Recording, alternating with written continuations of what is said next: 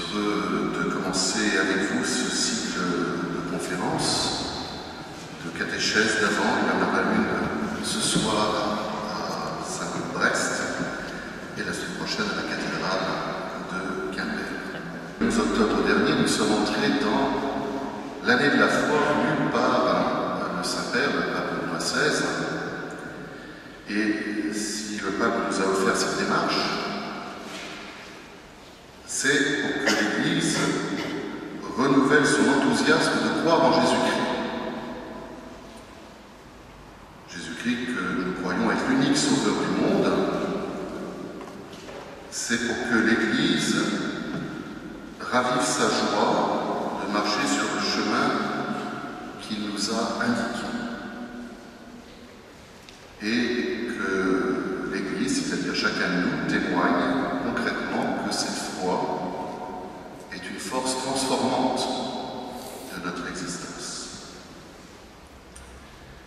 Et le pape nous a offert cette année de la foi dans le cadre du 50e anniversaire de l'ouverture du Concile Vatican II. Pourquoi la foi? Et pourquoi, je l'écris à la fois en un seul mot, d'où vient la foi? Et pourquoi, en deux mots, c'est-à-dire à quoi ça sert en fin de compte? Que l'événement de Vatican II a été un événement majeur dans la vie de notre Église au XXe siècle et même du monde. C'est la première fois qu'un concile pouvait être vu en direct par le monde entier, la première fois que tous les évêques du monde étaient là quasiment. Ça a déclenché des choses comme le discours de Paul VI à l'ONU. Enfin, c'était vraiment quelque chose d'extrêmement important.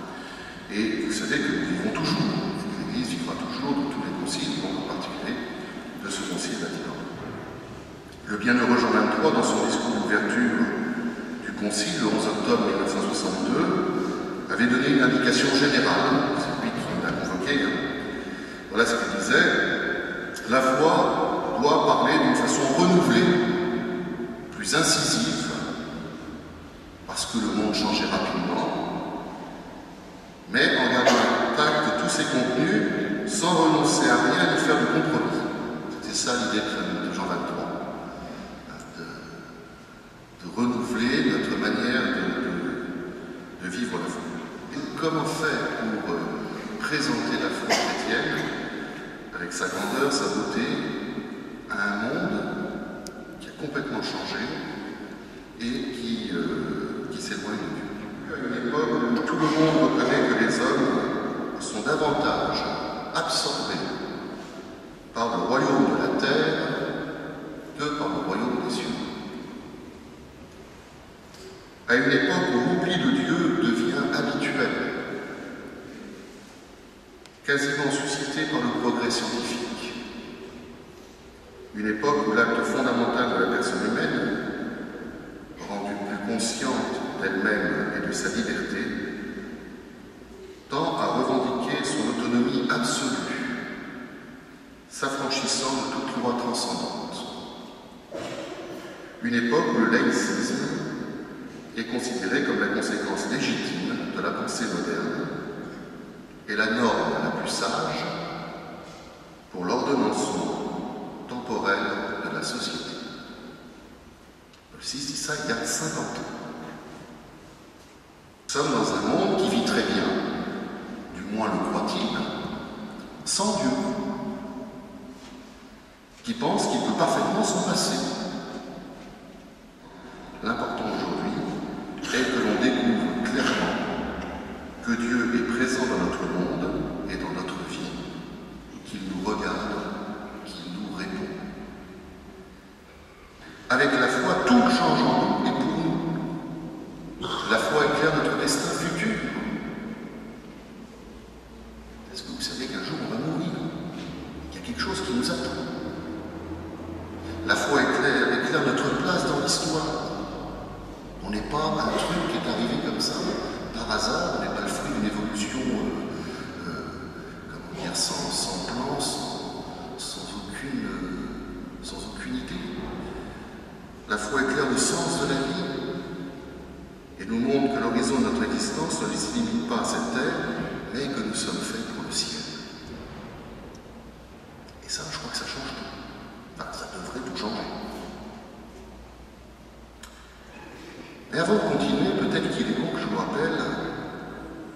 ce que c'est que la foi. Qu'est-ce que ça signifie croire en Dieu? C'est mieux de le savoir parce que tout à l'heure, à la messe, après l'évangile, et quand vous aurez supporté l'homélie que je vous aurai faite, nous allons ensemble dire « Je crois en Dieu ». Alors en général, quand on dit quelque chose, surtout publiquement, il vaut mieux savoir ce qu'on dit. Alors, si vous me permettez, je vais vous rappeler quelques petites choses fondamentales sur Dieu. Eh bien, la foi, manifestement, c'est plus que découvrir de loin que Dieu existe. Même si aujourd'hui, hélas, nos contemporains sont tellement éloignés qu'il faut revenir justement à cette simple affirmation. Croire, c'est croire en quelqu'un. La Bible ne propose nulle part la preuve de l'existence de Dieu, ce n'est pas son but.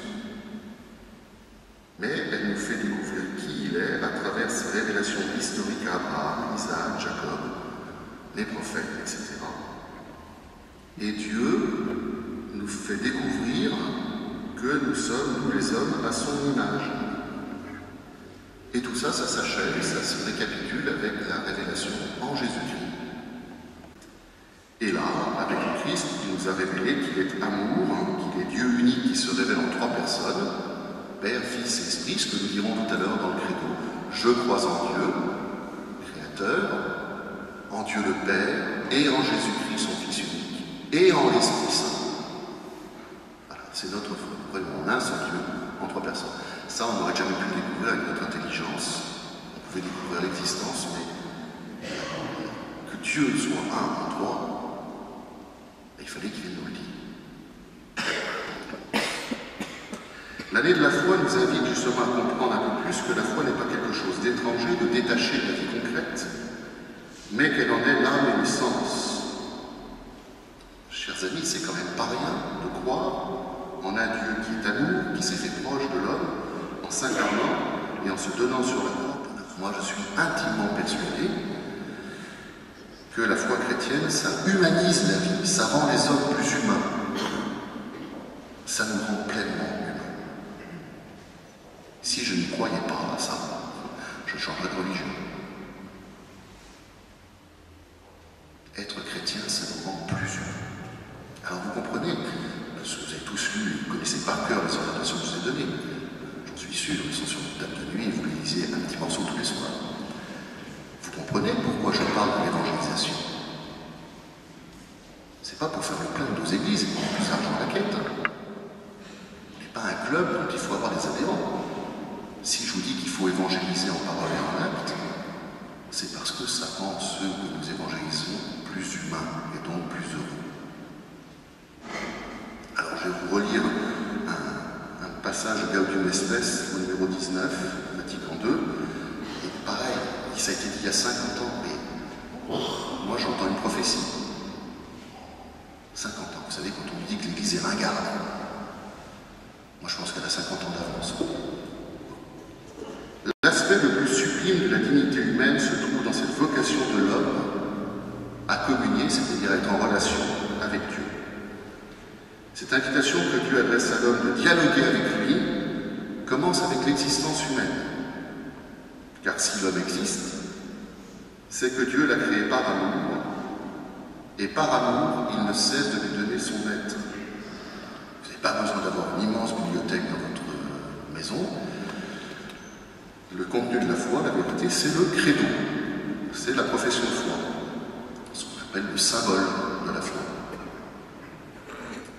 Et c'est pour ça que le Saint-Père nous invite fortement durant cette année de la foi à le proclamer, ce qu'on fait tout à l'heure, mais il nous invite à le prier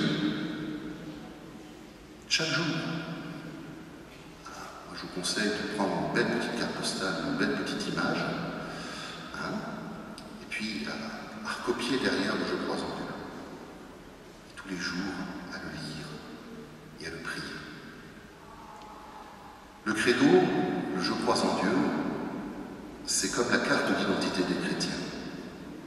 On pourrait nous dire « Qui es-tu » plutôt que répondre « Je m'appelle Simone, j'ai 35 ans, et je suis né à Moscov, etc. » On pourrait dire « Je suis chrétien, je crois en Dieu, le Père Tout-Puissant, Créateur du ciel et de la terre, et en Jésus-Christ. » Le credo, c'est la carte d'identité du chrétien.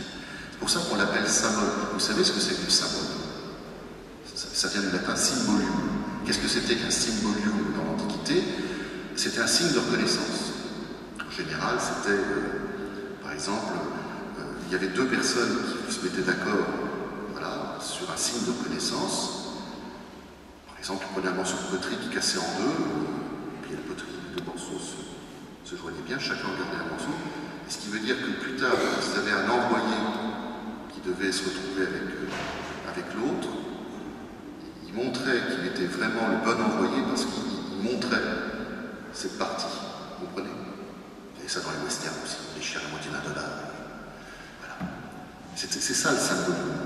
Et bien le symbole, pour les premiers chrétiens, s'ils l'ont inventé, c'était pour se reconnaître mutuellement dans une société qui n'était pas chrétienne, justement. C'est qu'avant ce synode, il y a une enquête qui a été faite dans le monde entier. Une enquête lancée auprès de chrétiens pour savoir en quoi ils croyaient.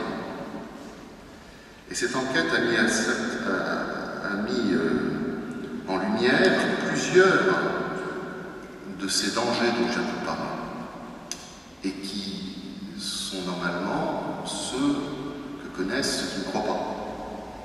Et voilà, et cette enquête elle a montré qu'au sein même des communautés chrétiennes, voilà, il y a des moments où on voit une foi passive qui est vécue de manière privée, le refus d'éducation de la foi.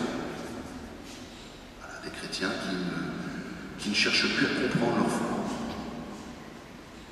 La fracture entre la vie et la foi. Voilà, tout ça, cette enquête a montré ces grands dangers au sein des communautés chrétiennes de notre monde.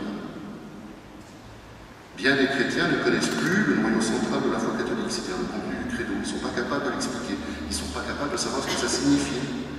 Au point qu'un certain nombre tombent dans un syncrétisme et dans un relativisme religieux. C'est-à-dire qu'ils se forgent une religion à la carte. Ils prennent ce qu'ils veulent. Ils pensent que toutes les religions se valent. Alors, moi, je suis chrétien parce que, qu'est-ce que vous voulez, je suis né en Finistère. Enfin, je serais bien ailleurs, je fais autre chose. Puis tiens, ce morceau-là, ça me plaît bien. On se fait sa petite tambouille. Et ils ont beaucoup de mal, c'est ce que nous montre cette enquête. Il y a des chrétiens qui ont du mal à avoir une idée claire sur les vérités à croire et sur la spécificité de la foi chrétienne. Ce qui fait qu'elle est totalement différente des autres. Que le salut que propose la foi chrétienne n'est pas le même que les autres religions. Nous sommes les seuls à croire en un Dieu unique, trinitaire. Nous sommes les seuls à croire en la résurrection de Jésus. Nous sommes les seuls à croire que le ciel, c'est la vision totale de Dieu. Nous sommes les seuls. Nous sommes les seuls à croire que le monde est sauvé seulement par le Christ. Et donc, le pape nous invite au cours de cette année à redécouvrir ce que veut dire le credo, en comprenant les articles. Par exemple, en se réappropriant le catéchisme de l'Église catholique, ou alors en prenant la version qu'il a faite pour les jeunes, qui s'appelle le Yucat. Mais la version pour les jeunes, ça marche aussi pour les vieux. Donc vous pouvez commencer par le Yucat. C'est très bien, parce que le Yucat, c'est question-réponse. Parce que les jeunes, ils passent leur temps à poser des questions. Nous devons répondre à l'athéisme, au scepticisme, à l'indifférence envers la dimension verticale de l'humanité, afin que les hommes de notre temps puissent continuer à s'interroger sur l'existence de Dieu et parcourir le chemin qui mène à lui. Un acte de foi et de confiance en Dieu à poser, celui de croire que notre engagement dans l'évangélisation aidera à redonner à l'Évangile sa place centrale dans la vie de tant d'hommes et de femmes de notre temps. Nous devons croire que l'évangélisation dont nous sommes porteurs, dont nous devons être des acteurs, ça changera quelque chose à notre temps. Il nous faut prier sans cesse pour que tous retrouvent dans le Christ le sens de leur existence et le fondement de leur vraie liberté. Sans Dieu, l'homme s'égare. Il est raisonnable de croire. Et c'est notre existence qui est en jeu. Notre existence maintenant et notre existence après. Cela vaut la peine de se dépenser pour le Christ. Lui seul peut satisfaire les désirs de vérité et de bien sont enracinés dans le cœur de tout homme, maintenant, dans notre temps et pour toute l'éternité. Je vous remercie de m'avoir supporté et nous avons 10 minutes, à peu près un quart d'heure, pour échanger, répondre à des questions si vous désirez, etc. Merci Monseigneur de cette prédication. C'est vrai que nous sommes des chrétiens installés de notre foi, c'est la messe du dimanche. Et qu'est-ce qu'il faut pour qu'on soit moins isolés? Je pense qu'il faut créer des groupes de prière pour qu'on s'entraîne à notre action séminaire. On est très équipés pour aller vers le monde. Les 5 orientations, ce sont des piliers fondamentaux pour vivre notre foi. Je n'ai pas dit que c'était les piliers fondamentaux de la foi, mais c'est 5 piliers fondamentaux pour vivre notre foi. Ça fait 2000 ans que ça dure et ça durera jusqu'à la fin des temps. Alors, on ne le vivra pas de la façon dont je vous le dis. Moi, ce que j'ai simplement fait, c'est que ces 5 piliers que j'ai pour citer, je vous ai simplement donné un moyen de le faire adapté maintenant. Peut-être que dans 30 ans, on fera autrement, mais c'est pas grave. Mais les 5 piliers, c'est lesquels? C'est je ne peux pas vivre ma foi tout seul. Donc, il faut que je sois avec d'autres. Faites des petites fraternités chrétiennes. Attendez pas de vous curer les faces. Vous êtes grands quand même. Majeurs, vaccinés, baptisés, confirmés. Vous êtes capable d'aller chercher 2 copains ou 2 copines et dire t'as pas envie de faire un truc avec moi, qu'on se retrouve une fois par semaine pendant une demi-heure?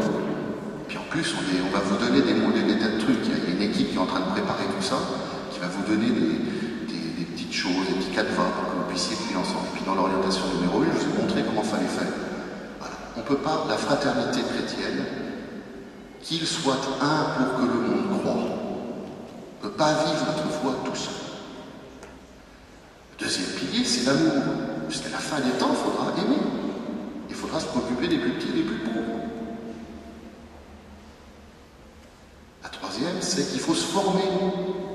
Comprenez bien que pour pouvoir aller à la rencontre de ceux qui ne croient pas, il faut avoir un petit peu de matériel quand même. Donc il faut prier, il faut connaître l'écriture sainte, et puis il faut faire un peu de catéchèse. Il faut se former. Et c'est pas une catéchèse, 2 catéchèses par an, une en avant, une en carême faite par le pauvre évêque, qui suffira. Je vous assure qu'il vaut mieux lire le Yucat que Télérama. C'est mieux. Ou que Voici. Ou que Gala. C'est sûr que Gala, ça donne un grand sens à la vie. C'est mieux de lire le Yucat que Ouest France ou Télégramme. Bien sûr.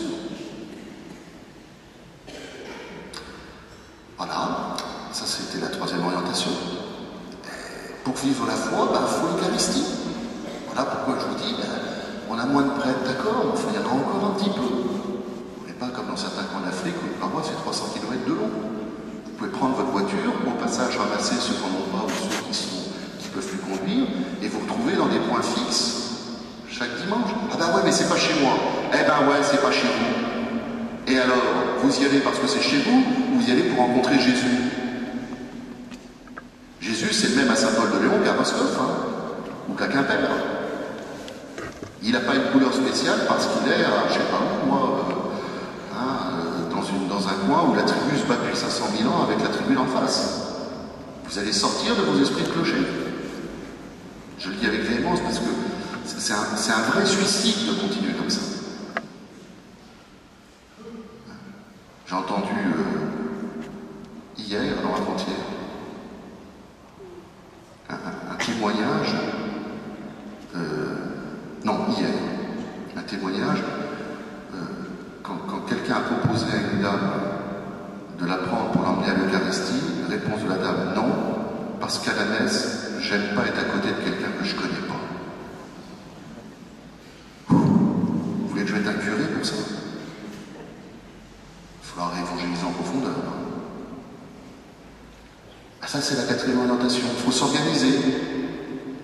On va bouger Je suis en train de travailler tout ça avec mes conseils. On va bouger les manières de travailler en église parce qu'on ne peut plus faire comme avant.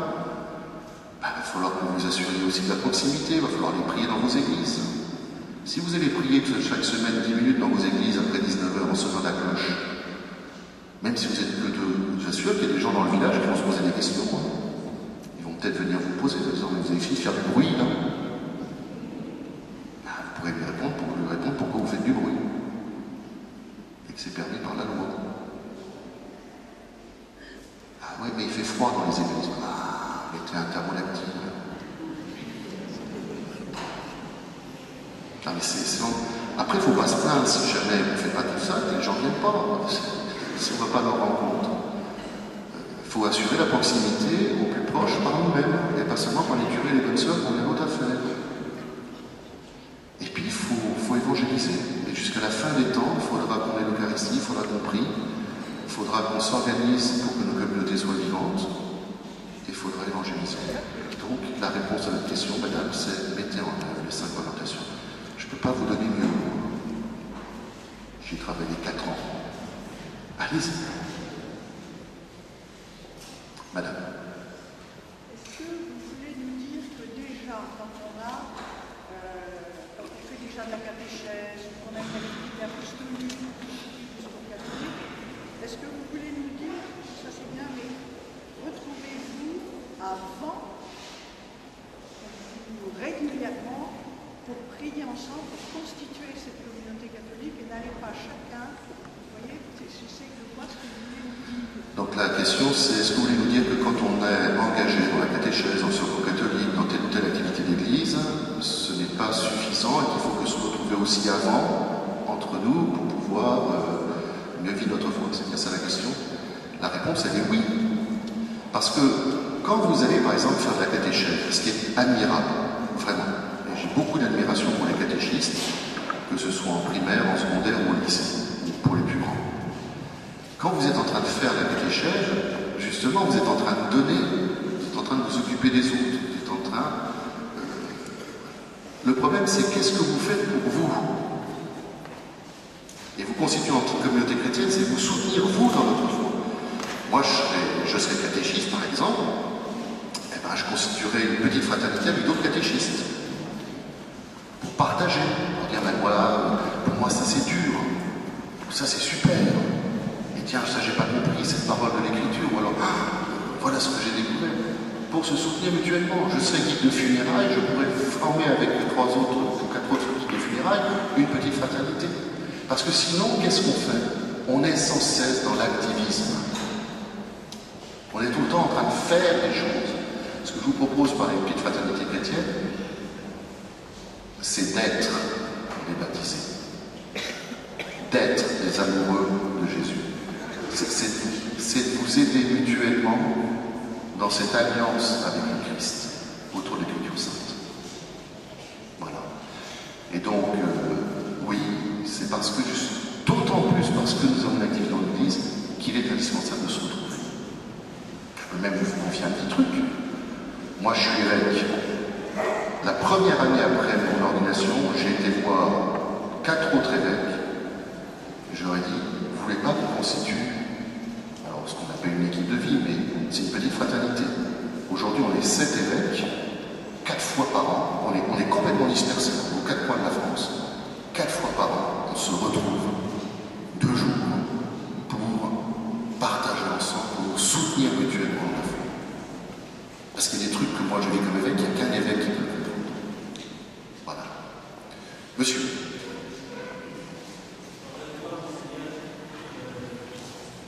Allez-y, allez-y, j'entends, je dirais.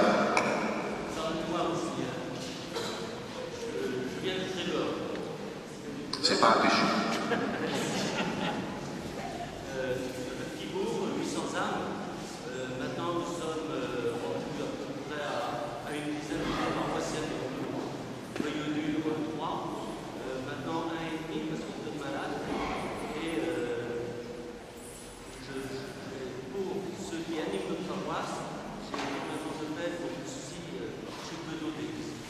Et parce que, en fait, ils ont énormément, excusez-moi, je n'aime pas le mot pression, mais tellement utilisé, tellement de pression de gens qui exigent d'avoir un enterrement à l'église, qui exigent un mariage chrétien, qui exigent un baptême chrétien, alors ils ne viennent jamais. Oui, oui. C'est la question de monsieur, c'est des personnes qui sont engagées dans l'église, spécialement pour les préparations liturgiques, sacramentelles, funérailles, mariage, baptême.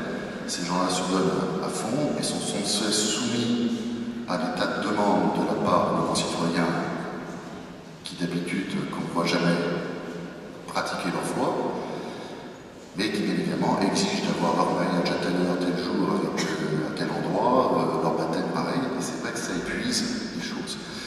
Alors ça, c'est un vrai souci. Et c'est pour ça d'ailleurs que les évêques de France constituent un groupe de travail dont je fais partie, sur la pastorale sacramentelle. Est-ce qu'on va pouvoir longtemps continuer à tenir ça, c'est-à-dire à accepter tout et n'importe quoi, n'importe comment, de la part des gens? C'est une vraie question. Donc on est en train d'y réfléchir entre évêques.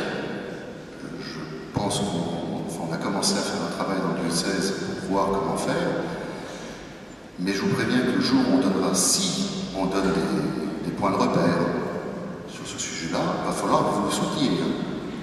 Parce que les premiers qui vont râler, quand on va dire par exemple, on a déjà fait ça il y a quelques années, les évêques, je n'étais pas encore, on dit maintenant la préparation de mariage, ça sera au moins 1 an. Vous savez quels sont les premiers qui vont râler? Ce n'est pas les financiers qui mettaient jamais les pieds à l'église, c'était les chrétiens pratiquants.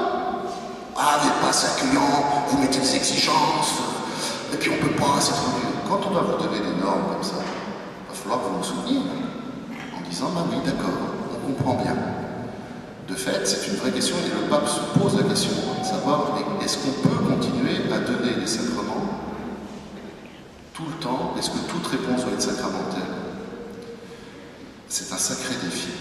Et je sais parfaitement, et ce depuis des années, que c'est une des causes, peut-être la cause la plus fondamentale de la fatigue et du découragement des prêtres et des laïcs qui les entourent.